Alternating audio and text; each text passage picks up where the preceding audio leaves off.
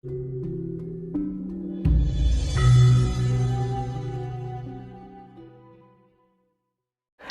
setahu saya, keluarga saya atau orang-orang yang dimanapun di sisi Sunda itu ngebodor atau ngelawak atau bercanda itu adalah keseharian.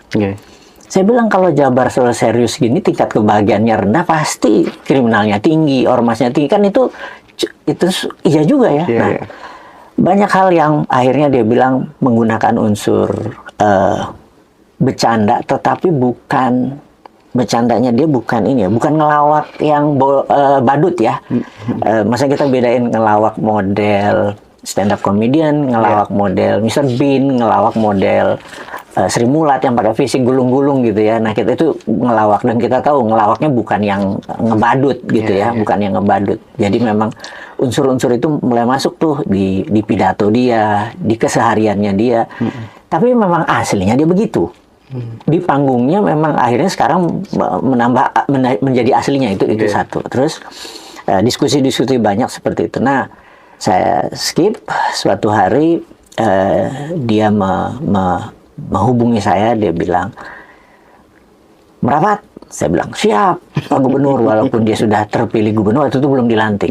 Gitu. Terus dia bilang, "Enggak, saya yang mau ke kantor Bosman." Saya bilang, "Tar dulu, lo yang gubernur," saya bilang kayak gitu. Tetap aja jabatan itu melekat dan kita rakyat biasa yang menghadap. Jangan gitu ya. Nah, singkat cerita dia datang. Begitu datang pakai kamera gitu ya. Saya pikir, "Kang ini kenapa pakai kamera?" Dia bilang gitu. Jawabannya sangat sederhana. "Saya mau ini semua terbuka. Saya mau kita transparan. Kita nggak mau ada hengki-pengki. Di belakang ada kong kali kong bermain. Saya mau semua direkam." Terus momen itu saya terpikir bahwa ini versi saya ya. Ini orang negakin integritas. Karena yang saya tahu integritas adalah do the right thing when no one see you. Melakukan hal yang benar ketika tidak ada orang yang melihat. Gitu. Nah, kita bisa berdua ngomong panjang lebar. Direkamnya belum tentu diupload loh. Di sosial media. Direkam ini adalah untuk membuktikan bahwa kita benar-benar profesional atau hubungan kita memang tidak ada niat untuk macam-macam. Menjaga transparansi ya Pak ya. Nah, saya rasa ini yang nggak banyak orang tahu kenapa dia menggunakan kamera. Bisa dikatakan 10 jam lebih dalam sehari. Adalah demi transparansi dan demi kesalahan lidah dia bisa dikoreksi nantinya. Atau kan kalau di pelajaran agama dulu mungkin kalau ada hubungan ini catatlah gitu ya. Nah, catat versi sekarang kan direkam sebenarnya, dikomentasikan. Sama gitu. Seperti pada saat ngasih hadiah dari uang pribadi untuk Persib kemarin kan. Betul. Yang di bank itu. Betul, dan itu semua ya pribadi dia. Bahkan acara-acara setiap bulan dia ada apa ya, versi saya itu kadang-kadang saya suka sedekah bumi kayak apa kayak gitu ya, kegiatan-kegiatan untuk kedekatan dengan warga. Itu pun pakai dana-dana pribadi dengan ngasih makan orang free dan lain sebagainya. Jadi banyak sekali hidden yang sebenarnya tidak harus di-expose. Tetapi karena itu menunjukkan dua karakter yang bagus, yaitu keterbukaan dan integritas, ya saya berani berbicara atas nama dua hal itu gitu kira-kira. Tapi Pak Mardigu melihat nggak ada peran intelijen ini misalnya untuk kemudian memblow up KDM, sehingga kan salah satu, kalau Pak Mardigu sering ngajari kan, fungsi utama intelijen itu kan harus mencetak pemimpin gitu. Gimana soal itu? Kalau ini adalah bagian mencetak pemimpin Jabar, yes. Jadi memang kita kalau mau main di nasional sebenarnya bukan harus menjadi presiden atau menjabat di nasional. Kita tahu dari berapa PDB kita nih sekitar 1,3 triliun. Teman-teman kalau PDB bingung lagi, itu adalah sekitar 1,300 billion, itu kira-kira 20.000 triliun kira-kira uang yang beredar di Indonesia dalam setahun. sekitar 20% atau 18% itu datang dari Jabar. Jadi sekitar 3.500 sampai 4.000 triliun. Kalau ekonomi Jabar ini bisa naik 10%, maka nasional bisa naik 8%. Jadi kita pikir kita berkontribusi aja dari Jawa Barat. Oke. Itu sudah menolong nasional kok. Gitu. Kita nggak bisa jadi Superman untuk megang seluruh Indonesia, bener nggak? Tapi mudah-mudahan dengan super team kita jadi bisa megang Jawa Barat aja udah nggak terlalu nasional gitu. Tapi Pak, gebrakan-gebrakan dari KDM itu berangkat dari sebuah frustasi terhadap sistem yang lama, atau memang ini bagian strategi aja? Bagaimana? Sebenarnya kita tahu bahwa misalnya ya, kenakalan anak-anak itu ini salah orang tua, salah pendidikan, salah KPAI, salah Komnas HAM, gitu, benar nggak? Salah pemerintah pusat menjalankan. Ini attitude problem. Menarik. Salah KPAI gitu ya. Padahal KPAI yang selama ini menyalahkan program KDM itu kan, ya, barak militer tuh. Karena kalau KPAI bekerja, Komnas HAM bekerja, pendidikan bekerja, sistem semua bekerja, orang tua ikut ngurusin anak, nggak ada tuh orang harus masuk ke barak. Logis. Bener nggak? Iya. Nah sekarang karena kalian tidak bekerja, bener nggak? Ya, it's a dirty job but someone has to do it gitu. Ini pekerjaan yang jorok, tapi seseorang harus melakukan. Justru KDM memberikan solusinya gitu. Ya kita nyoba membangun aja, kita coba satu angkatan wake up nggak atau bangun nggak pada semuanya nih gitu. Masih nggak? Ya udah kita buat 2, 3, 4. Kalau dulu 1 juta anak Jabar dididik disiplin, dididik attitude, dididik teamwork, dididik leadership, yang semua itu nggak dapat di sekolah. Mana? Bahkan di pesantren pun nggak diajarin. Kita ngomong apa adanya nih.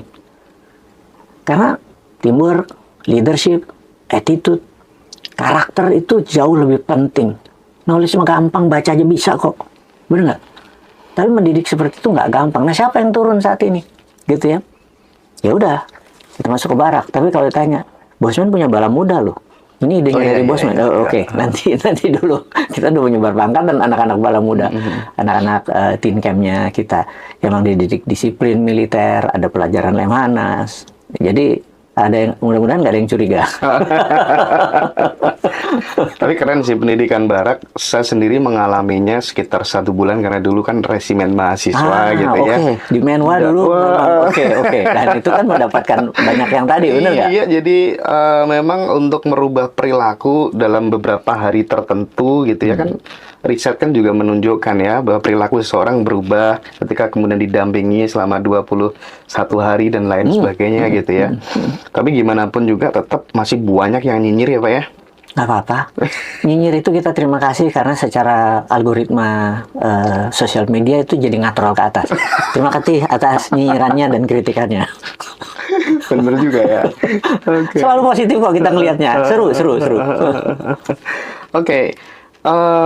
Kalau melihat gaya pidatonya Kang Deddy Pak, ya kita lihat ya, beliau itu tidak hanya berdasarkan logika, tapi memang benar-benar seolah-olah tertuntun oleh intuisi gitu ya, terbimbing oleh semesta gitu. Bagaimana Pak Mardigu melihat hal ini? Manusia yang dididik dengan alam, dengan grounding, dengan nyentuh rumput, nyentuh tanah, merasakan angin, gerakan awan, kita tahu ini mau hujan dan sebagainya, terlatih sekian lama. Itu memang seakan-akan dia colok dia punya itu ke laful mahfud kali ya, ceklek seakan-akan, bener nggak? Yeah. Nah tentunya untuk mempertahankan brainwave-nya, vibrasinya, itu kan selalu berada dalam getaran rendah gitu ya. Nggak mungkin orang yang suka marah-marah, yang suka gebrak-gebrak meja, apalagi ceramah dengan memaki-maki, itu akan nyambung dengan gelombang-gelombang rendah tadi yang memerlukan kesabaran dan lain sebagainya. Dengan melatih jalan, kadang-kadang dia menyentuh di sawah, dia nyentuh, coba lihat di kamera, kadang-kadang pas lagi tinggi ya, itu dia nyentuh. Itu adalah dia nge-charge dengan alam. Nah, kalau kita di kota, tinggal di daerah yang padat, jam 3 pagi masih anak-anak teriak-teriak naik motor, weng segala macam, vibrasinya selalu di atas. Gimana lo bisa nyolok langit? Gimana lo bisa ngelihat betapa alam ini gelisah, pohon ini nangis? Anu nggak kenal. Nah, karena itu dia tetap memilih tinggal di lembur Pakuan, di mana tempat itu adalah tempat yang sebenarnya untuk ngecharge dirinya, sehingga dia selalu bersama alam, bersama dengan semesta. Dia kalau apa-apa itu emang spontan sekali. Nah, saya kagum sama itunya, karena saya mencoba seperti itu, nggak pernah bisa. Gitu kira-kira. Tapi kalau misalnya Pak, ya kita tahu ya, bahkan semua lapisan masyarakat di banyak tempat sekarang kan, andai kata pilpres itu digelar hari ini gitu, yang menang pasti KDM jika KDM maju. Nah, Pak Mardigu kan melihat keberpihakan KDM kepada kaum termarginalkan itu kan begitu sangat kuat gitu ya. Andai kata nih Pak, suatu hari kemudian beliau dapat anugerah untuk pimpin republik ini gitu. Terus kemudian dihadapkan dengan sebuah sistem misal kayak elit global, New World Order dan lain sebagainya. Ini harus vaksin dan lain sebagainya. Gimana keberpihakan KDM tentang hal itu? Kita nggak usah berandai dulu sampai 5 tahun ke depan. Kita lihat aja, maksudnya anggap ini masih 2025, bahwa tindakan dia untuk melindungi rakyat Jabar khususnya memang pro alam, lebih ke preventif. Jadi bukan dia lebih mendukung jamu, dia lebih mendukung daya tahan tradisional tubuh, ya. iya. Dan memang itu dia nggak akan mau divaksin rakyat Jabar. Dan itu akan memutarkan ekonomi baru dengan jahe putih, kunyit putih, jahe segala macam, menjadi tradisi-tradisi baru. Dan itu kita berani promosikan, dan ini sudah kita promosikan. Jadi mumpung dengan di channel Ngaji Roso ini kita bilang bahwa kita akan fight dengan herbal, jamu tradisional, dan itu jauh lebih menyehatkan dan langsung memutar roda ekonomi daripada beli vaksinnya Bill Gates. Benar nggak? Nah sekarang kan Bosman kan udah jadi komisaris di BJB nih. Ada rencana besar apa kira-kira Pak untuk membangun ekonomi rakyat lewat di Jabar? Salah satu yang terkenal di Jabar adalah Bang Emok gitu ya, atau rentenir. Oh, gitu. Jadi kita tahu, kita harus membedakan bedanya tengkulak sama rentenir. Teman-teman biar tahu, tengkulak itu pasti hubungannya sama barang. Misalnya dia ngijon pisang yang mau panen, dia beli dulu karena orang ini butuh duit. Pasti hubungannya sama ada barang. Misalnya yang dilepas, yang harusnya panen umur 10 hari, di hari ke-7 udah diambil sehingga dia diijon lah istilahnya. Tengkulak hubungannya sama barang atau komoditi. Kalau rentenir hubungannya sama uang. Jadi minjem uang karena keperluan di daerah. Kita tahu rentenir ini kita harus ucapkan terima kasih dulu kepada para rentenir dan kepada para tengkulak. Sekali lagi ya, karena mereka ini muncul karena kegoblokan Menteri Keuangan dan sistem keuangan nasional. Oke. Bener nggak? Ini kita ngomong apa adanya. Bener nggak? Karena kalau ini benar, di bawah itu udah ditangani secara nasional. Tapi karena ini nggak benar, terlalu mikir global, terlalu mikir dolar, bener nggak? Sehingga ya, lahirlah rentenir, lahirlah Bang Emok.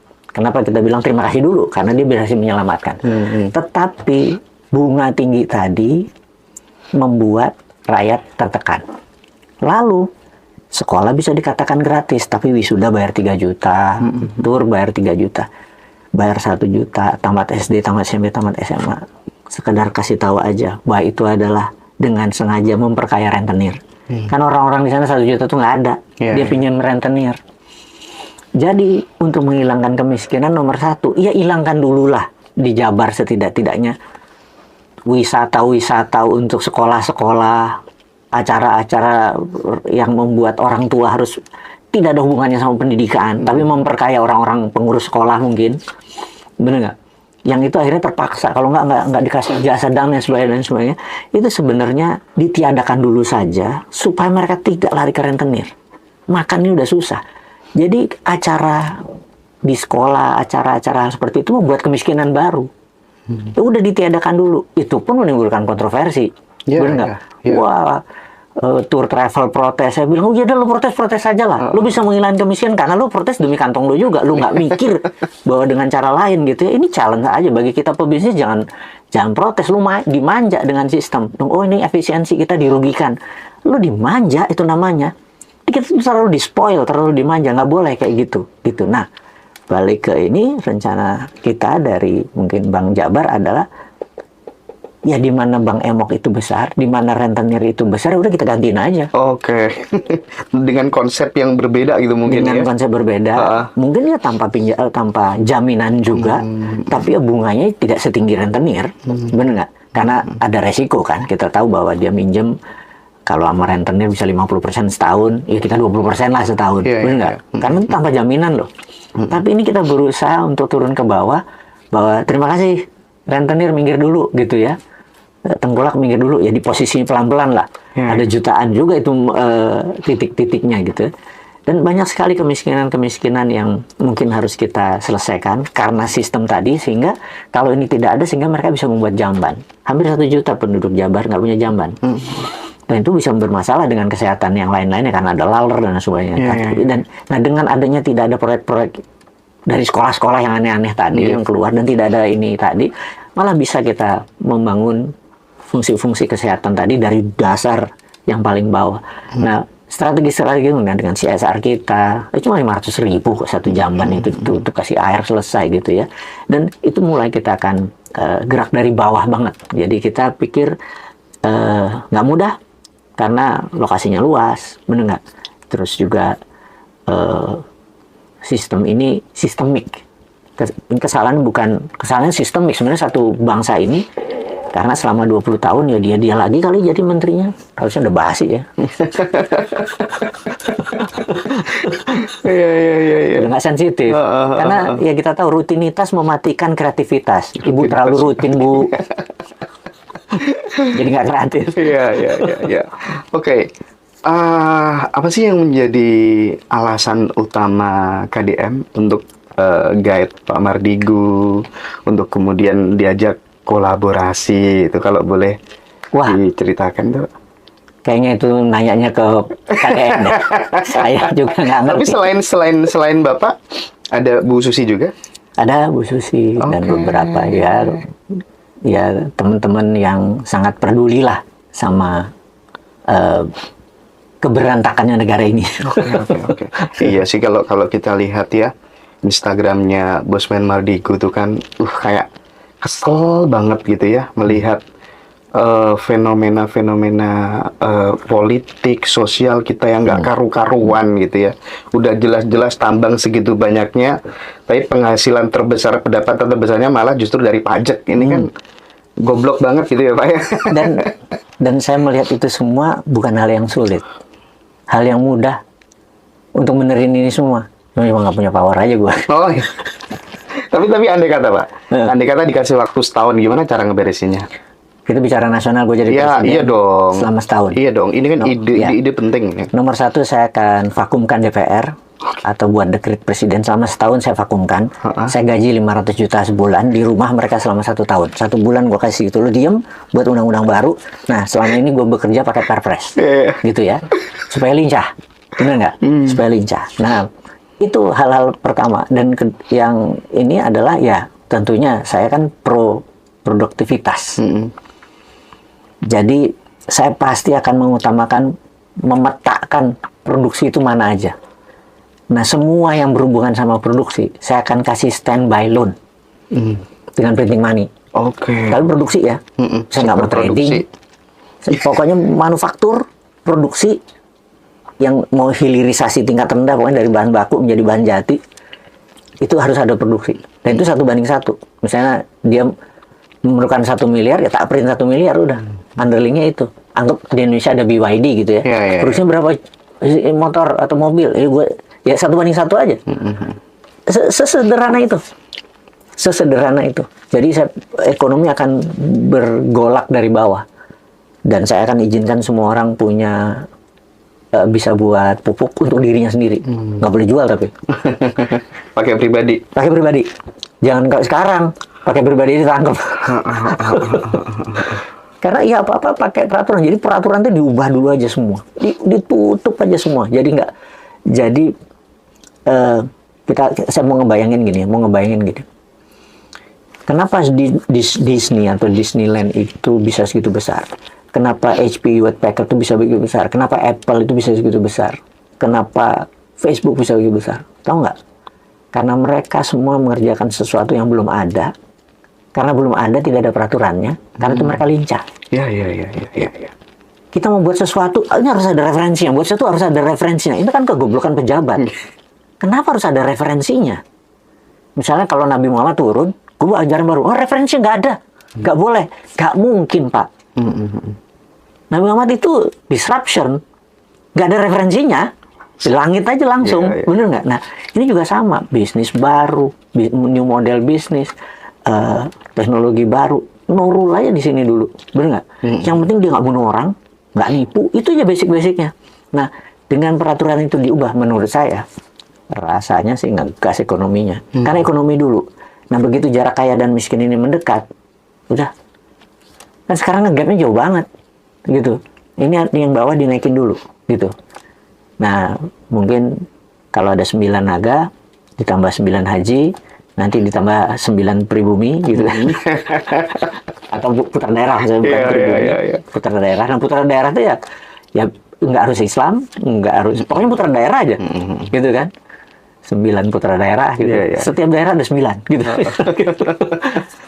Tapi kan beberapa teman dekat Bosman kan udah di pemerintahan. Ide-ide itu belum ada yang disampaikan dan diaktualisasikan gitu.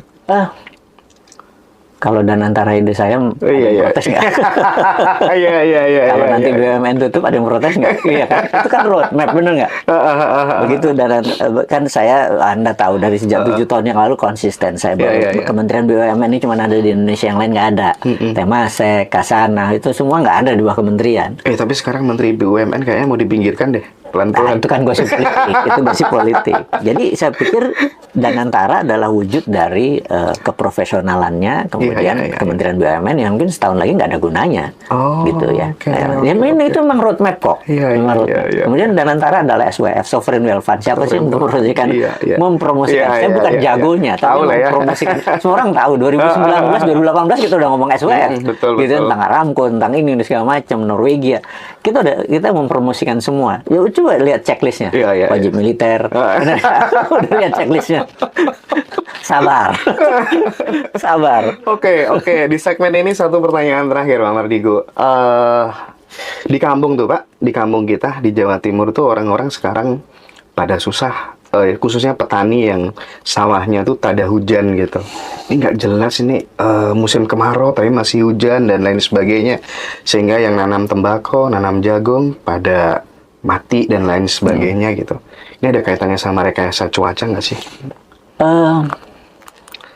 Indonesia bukan target rekayasa cuaca. Kalau ini sebagai weather warfare atau perang cuaca.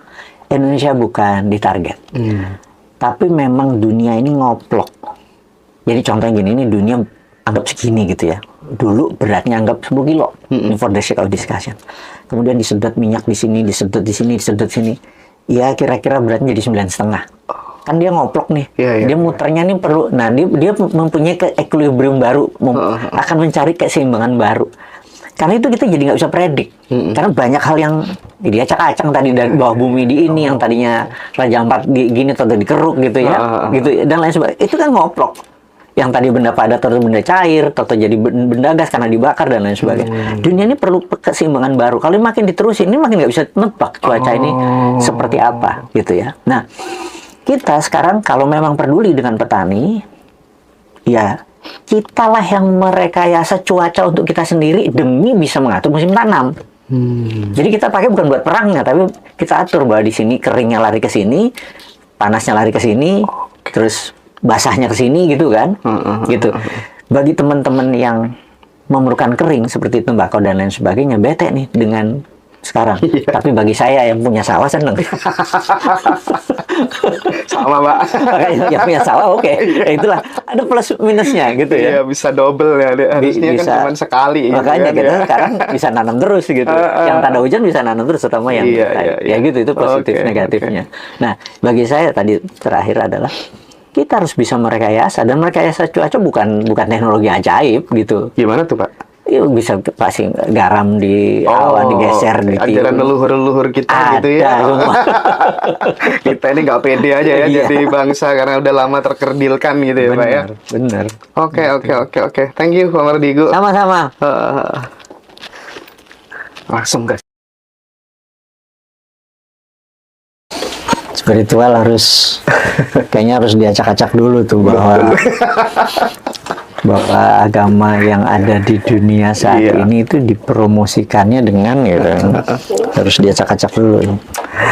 Baik, balik lagi teman-teman, kita masih bersama dengan Pak Mardigu. Siap. Isu yang paling panas, paling hangat hari-hari ini tentang Raja Ampat, Pak. Jadi Raja Ampat itu kan sebuah mahakarya Tuhan gitu ya. Tapi justru sama pemerintah malah ditambang, dikasih izin gitu. Kan banyak tuh teman-teman, kira-kira siapa sih nih pelakunya, tuannya siapa sih? Nah, pandangan Pak Mardigu melihat fenomena ini gimana sih, Pak? Negara ini seolah-olah kok pelan-pelan mau dijual semua gitu loh. Kita tahu bahwa yang menguasai regulasi, dia adalah wasit, dia adalah yang mengatur pertandingan. Kalau curang nih ya, benar ya. Tapi kalau wasit itu fair, maka games itu enak ditonton. Kita tahu saat ini wasit ikut bermain. Jadi ya yang kita salahkan adalah regulatornya. Regulatornya lah yang bermain. Dan apakah ini buat bangsa dan negara? Enggak. Dari pajak nggak dapat apa-apa, aset hilang, aset negara hilang, asing mendapatkan manfaatnya, yes, karena produk ini dijual ke asing, benar nggak? Jadi kita ini cuman tukang sampah yang ngedukin doang, dapat fee bersihin sampah, ya. Yang untung negara lain yang membeli produk tadi, anggap nikel, yang untung ya China karena Tiongkok yang mengambil barang-barang ini. Betul. Alam kita dirusak gitu ya. Dan sekali lagi, yang bermain adalah regulatornya. Jadi siapa yang misalkan? Regulatornya. Regulator. Terserah dia mau berdrama apa ya di depannya ya. Iya. Tapi mereka adalah wasit yang bermain gitu. Kita dulu kita bisa dibodohin dengan buzzer, dengan pembenaran mereka.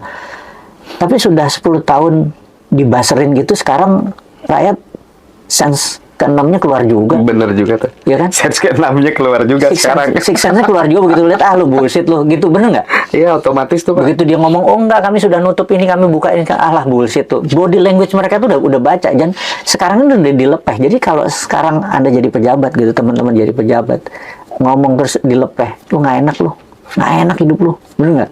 Banyak penyakit lu nanti, gitu. Itu kira-kira yang masalah di sebagai regulator. Ya udahlah, kita tutup dulu untuk sementara gitu kan ya.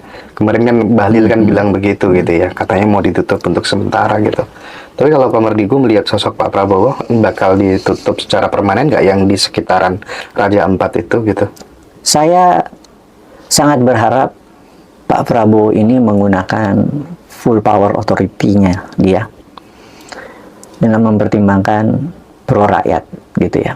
Tapi saya tahu dia punya pertimbangan politik yang itu bukan teritori kita atau teritori saya secara pribadi, pertimbangan politik. Karena orang yang bermain, kalau itu adalah dari kaki-kaki organiknya Pak Prabowo, pasti udah tempeleng sama dia. Ini kan berarti bukan dari Paham. hal itu, Ya, sehingga dia memerlukan bargain-bargain ini gitu. Itulah ada 17 orang yang saat ini yang kakinya bukan kaki organik Pak Prabowo, yang saya berharap semoga tidak lama lagi mereka di sana. Bersihin gitu ya? Dibersihin lah, kira-kira. Tapi Tapi kalau melihat karakteristik Pak Prabowo gitu, bagaimanapun dia kan punya hutang budi, hutang rasa. Beliau jadi juga karena ada sosok Gibran gitu kan. Nah, analisa Pak Mardigu gitu. Mungkin nggak sih ini bakal pecah kongsi gitu? Begini, kalau hal itu merugikan dalam jangka panjang ke Pak Prabowo, pasti Pak Prabowo akan ketemu di tengah, gitu ya. Kan dia belum setahun menjabat, Iya. belum 2 tahun menjabat. Mungkin nggak lebih setahun, mungkin nggak lebih 2 tahun, bener nggak? Tapi kalau 5 tahun kayak gini, Pak Prabowo yang cedera. Oh. Iya kan? Ini sekarang masih bisul deh, gitu misalnya. Gitu ya. Mudah-mudahan ke depan konsolidasi politik sekali lagi, sehingga kebijakan-kebijakan dia bisa gaspol. Tapi kan izin udah dikasih Pak di pemerintahan Pak Jokowi dulu gitu. Terus orang yang udah dikasih izin itu dia bisa nuntut Nah. tuh. Gimana tuh? Jadi gini, tambang itu memang ada namanya brutal mining, ambil yang mudah, gampang dikeruk, dan itu yang terjadi ya, Anda tahu di Konawe, di Morowali. 5-6 tahun yang lalu video bosan udah viral kemana-mana kalau mereka menggunakan cara brutal mining. Brutal mining itu adalah yang kadarnya tertinggi digaruk-garuk aja dulu. Padahal harusnya tambang yang benar itu dikelolanya benar sehingga selesainya pun aman. Karena mereka wah, gue cuma 5 tahun nih, keduk aja berat-berat. Padahal itu nanti masih bagus tapi tidak bisa ditambang lagi. Itu karena brutal mining namanya. Iya. Dan itulah yang terjadi di saat ini karena Cina di belakang itu pengen cepet-cepet aja ngambil. Jadi brutal aja mereka. Terserah lahannya bukan lahan gue ini, kan Indonesia ini, bener nggak? Nah itulah yang kita pikir cara tambangnya. Jadi kalau ini saya mau cerita sedikit. Dunia tambang bukan dunia yang baru bagi saya. Sejak 96 saya main tambang dan lain sebagainya. Suatu hari saya punya pabrik Kalsindo Perkasa, itu penghasil hydrated lime CaOH 2 kali. Dari CaSO3 kapur diproses, kemudian dihydratkan, kemudian jadi CaOH 2 kali untuk membalans atau pabrik-pabrik pemisah emas. Jadi dari tambang karena dia pH-nya asam, perlu netralisir pakai CaOH 2 kali. Itu pabrik saya. Nah, suatu hari ada sebuah perusahaan dari Jepang berminat ingin mengakuisisi pabrik tersebut.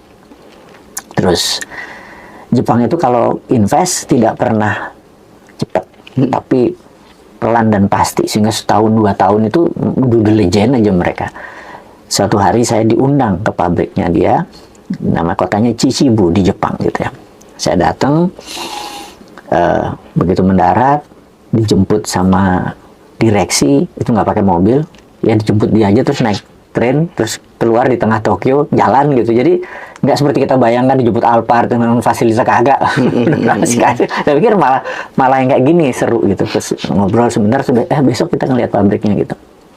Begitu pagi besok saya dijemput pabriknya, ya, sekitar 1 jam dari Tokyo tuh gitu. Terus saya bilang, ini pabrik kami. Saya lihat gunung, ini katanya perusahaan udah 120 tahun gunung. Ya itu pabrik kami itu, tambang kami itu, pabrik kami ini gitu. Saya bilang, quarry-nya tambangnya di mana? Ya itu katanya. Terus saya nggak ngerti gitu. Terus oke. Terus dibawa ke ini, ganti baju ini segala macam.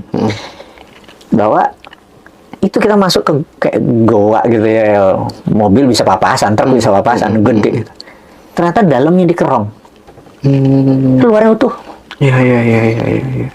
Kalau Raja Ampat kayak gitu mungkin gue ikhlas masih. Karena utuh luarnya. Diambil cuma dalamnya doang. Dan itu dijagain selama 130 tahun tuh dijagain. Itu gunungnya hampir rontok.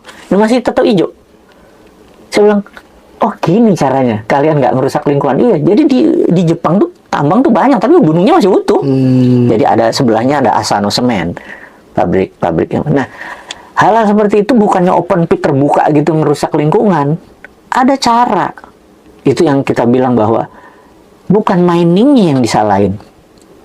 Teknologi dan caranya masih punya ribuan cara gitu loh. Membangun, menambang tapi tanpa merusak Tanpa merusak. Iya, gitu. iya, Apalagi yang di dalam gitu ya. Nah, kalau yang di permukaan jangan. Kalau misalnya ini yang posisi permukaan jangan diambil walaupun ada nikelnya. Ambil bawahnya aja. Memang jadi mahal, tapi itu mengamankan lingkungan.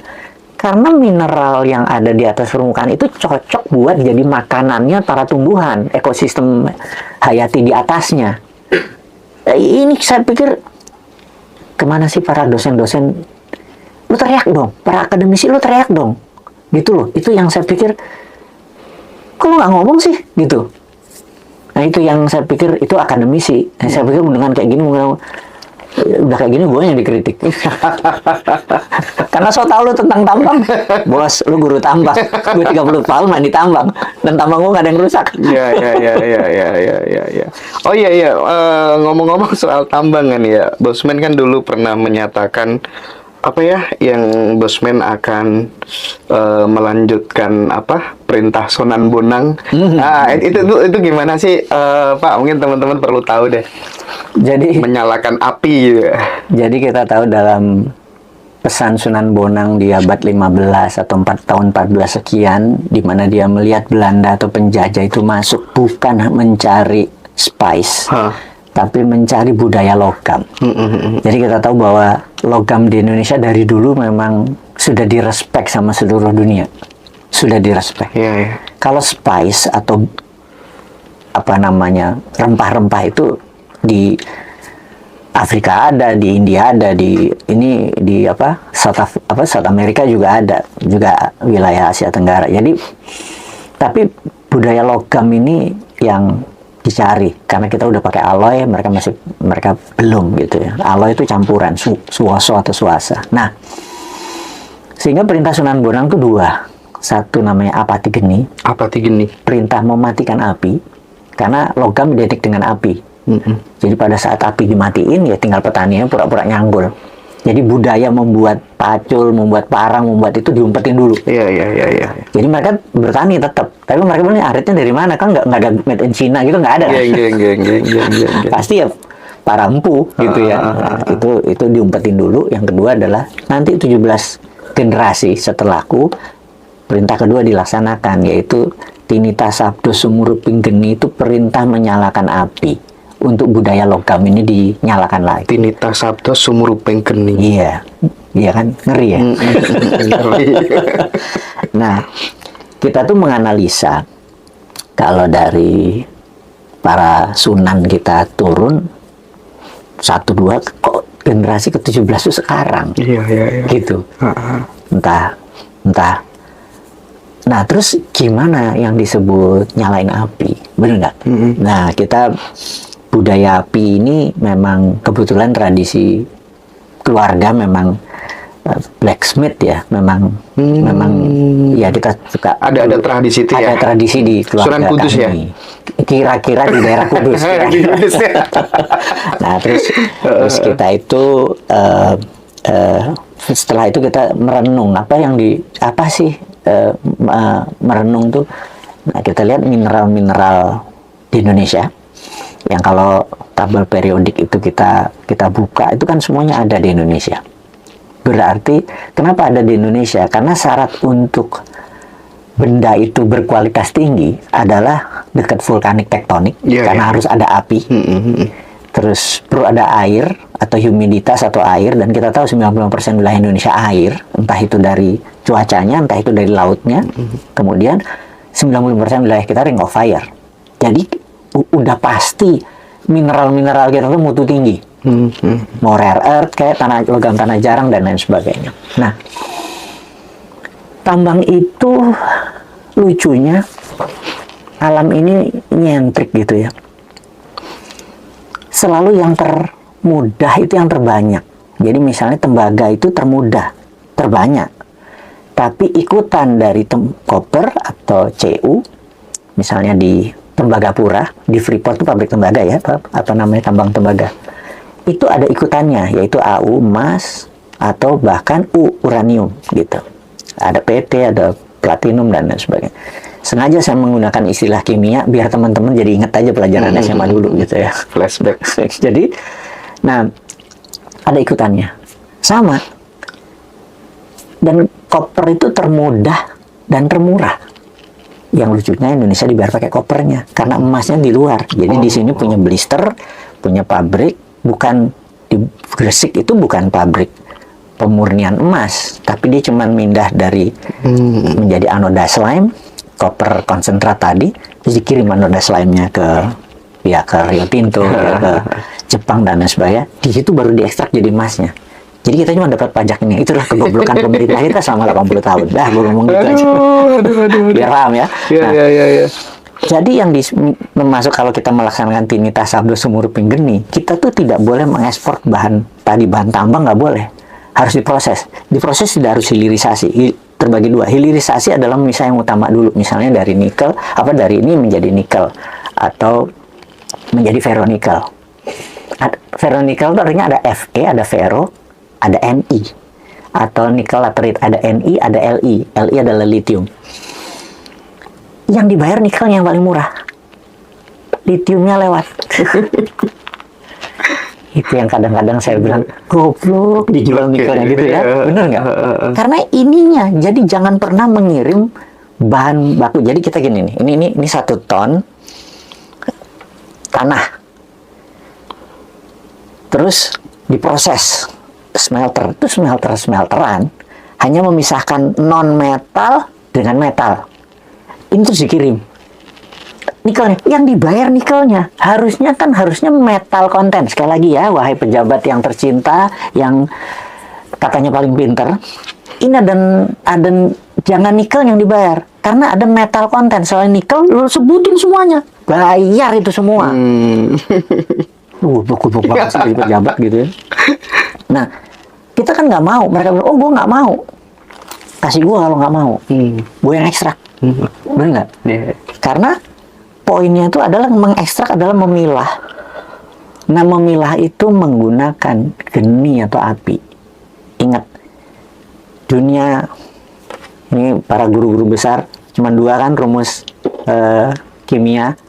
1 pakai hidro, pakai air. 2 pakai pyro atau api. Cuma 2. Kalau tambang di leaching, kasih air. Kemudian dibakar. 1. Jadi air sifatnya memisah, api sifatnya menyatukan. Bakar, dan segini dia solid, celek. Benar nggak? Nah, terus dimasukin lagi ke air, elektrolisa, anoda katoda, misah lagi. Gitu loh. Nah, misah kita tergantung apa, mau ambil partikel apa, mineral apa, mau ambil platinumnya kek, mau ambil emasnya kek. Ya sesimpel itu. Nanti begitu misah dia kita ambil lagi, bakar lagi gitu kan. Iya. Nah, jadi kalau unsur ada, kalau kita pisah, suatu hari kita mengekstrak keris kita ekstrak pakai anoda katoda. Kita kelihatan keris keluarga, ya oposisinya gitu. Pakai anoda katoda keris, anoda positif negatif, anoda katoda kita pasang. Terus ada naik di permukaan berbusa gitu, warnanya biru. Terus kita bilang, ini apa ya? Kita seduh gini, ambil, kita bakar. Emas. Oh, Wali Songo nitip emas kumambang itu tuh. Emas kumambang. Kan itu sudah diajarin sama para pini sepuh. Nah, itu sudah diingetin. Ya wis, kita main kan? Oke. Sesimpel itu kok. Ayo kita gas. Gas ya Pak ya. Oke Pak. Balik lagi ya soal tadi ya, soal tambang. Ketika kemudian hal seperti itu terjadi lagi kayak di Raja Ampat itu, yang bisa dilakukan masyarakat apa sih Pak selain demonstrasi gitu ya, perlawanan yang cerdas based on kesadaran itu gimana sih Pak? Kita memang nggak bisa teriak lu goblok, nggak bisa nyelesain masalah. Tapi mereka juga memerlukan, mereka juga kadang-kadang butek di jabat sana kan, gue harus ngapain dong, karena emang nggak punya ilmunya gitu ya. Kita selain mengkritik dengan kencang juga ngasih solusi gitu. Nah, salah satu solusi yang kita ingatkan adalah oke, cara nambangnya dibenerin dong tanpa merusak lingkungan kayak gitu. Kalau itu syarat boleh misalnya gitu. Terus gaungkan terus, memang saat ini no viral no justice. Iya bener tuh. Jadi ya video ini di-cut, tolong diviralin gitu ya. Mungkin karena Bosman mukanya nggak terlalu keren, suara gua aja deh. Hilangin aja muka gua. Yang penting kan misi tercapai gitu ya. Terus kasih solusi-solusi yang lain, alternatif, terus kita kasih komparasi gitu. Itu yang saya bilang, saya mengkritik akademisi, lu tahu. Kenapa lu nggak ngomong? Bener nggak? Ya itu, kasih tahu ya Pak Bahlil salah Anda, coba alternatif A B C secara akademis, secara gini-gini. Jangan bilang bahwa lu nggak tahu, belum, ya kasih tahu. Nah kita kalau udah banyak ya udah kita retweet atau reshare aja gitu ya, sehingga menjadi kesadaran dan ini bagi saya sisinya adalah memang kita mau jadi negara besar, sehingga seluruh borok-boroknya ini lagi dibukain semua. Jadi kalau kita lagi punya di belakang rumah kita nih ada hutan, terus kita lagi babat-babat itu ya kecoa keluar. Gua nggak tahu kecoa, lo ilustrasi monyet keluar. Nah, monyet itu siapa? Lo semua yang artiin, terus ular keluar gitu ya. Tapi habis itu kan kita tinggal babat kan, udah bersih, mereka tuh geser gitu ya, gitu. Nah ini ya memang kerja seperti saya berharap KDM ini adalah contoh, tidak harus meniru plek, tapi langkah bersih-bersihnya lah yang ditiru, langkah gebrakannya yang ditiru, tidak harus plek niru gitu ya. Kalau ini masuk ke barak militer, udah ini barak polisi misalnya kayak gitu, atau aktifin pramuka gitu misalnya. Ada banyak cara kok gitu. Itu iya kan. Di provinsi lain nggak usah pikirin nasional lo jorok nasional itu, bener nggak? Ya? Daerah aja kita mainin. Daerah dimainin. Oke, mungkin di segmen ini satu yang terakhir, komentar Bosman tentang usul dari beberapa jenderal purnawirawan yang kemudian katanya akan di follow up oleh DPR bikin pansus terkait dengan impeachment wapres kita gitu. Bagaimana resolusi pandang Bosman Mardigo? Saya secara pribadi tidak ada masalah dengan Gibran. Secara hukum tata negara saya kurang begitu paham gitu ya. Tetapi kita punya common sense, punya akal sehat bahwa semua itu mendadak direkayasa di hari-hari terakhir. Pertanyaannya, ada yang bilang itu salah demi hukum, atau itu adalah tindakan darurat ketimbang kerusakan yang lebih besar lagi terjadi. I see. Benar nggak? Iya. Nah, saya nggak melihat, atau saya secara pribadi saya nggak tahu apakah para purnawirawan sudah melihat kalau ini tidak dilakukan, maka siapa yang jadi, terus apa yang terjadi di negara ini jangan-jangan lebih buruk. Gue nggak pernah tahu tuh analisa seperti itu. Sudah di-compare belum gitu ya? Iya, saya bukan politician, melihatnya bukan dari sisi itu gitu. Tapi ya saran saya adalah udah cek satu lagi, kalau memang itu misalnya lebih damage yang ini, ya kan saya belum dengar itu, gitu. Ini damage sekali gitu misalnya gitu. Dibandingkan kalau misalnya dulu yang jadi adalah Anies misalnya gitu. Ya gua nggak tahu, benar nggak? Lu udah menganalisa itu nggak gitu? Saya nggak tahu, Kan itu teman semua yang nomor di gue ya. Jelas teman semua ya. Oh iya Pak, aku teringat oleh julukan KDM itu dijuluki sebagai Bapak Pemusyrikan Sunda sama Habib Rizik. Oh, Habib Rizik. Iya kan? Terkait dengan pohon dikasih sarung lah, wayang golek dan lain sebagainya kan. Sampurasun aja kan dipermasalahkan. Sampurasun jadi campur racun. Ganti karena assalamualaikum gitu kan. Apa komentar Pak Mardigo? Saya memang tidak setuju dengan prinsip-prinsip yang diucapkan Habib Rizik di segmen itu ya. Sekali lagi, tidak semuanya saya tidak setuju dengan Pak Habib Rizik, tapi di segmen itu menyinggung rasa kedaerahan, seakan-akan dia lebih mulia daripada hal ini. Apa hakmu menjadi penghakiman? Kalau kamu punya ayat untuk menghakimi cross border, ini kan cross nih, agak cross. Kalau itu di sisi umat Islam mungkin diterima, tapi di Sunda Wiwitan kan juga punya pendapat.